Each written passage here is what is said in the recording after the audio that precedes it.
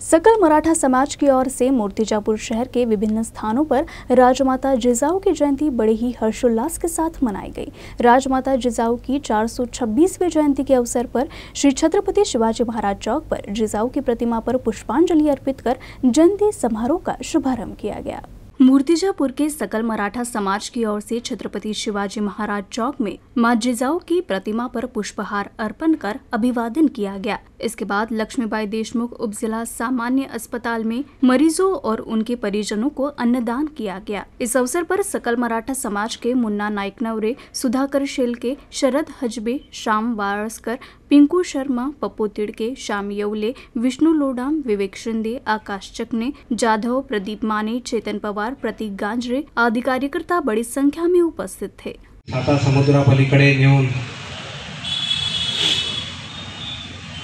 नेणारे आणि जगाला भारतीय संस्कृतीची माहिती करून देणारे स्वामी विवेकानंद यांची जयंती आज आपण या ठिकाणी साजरी करीत आहोत।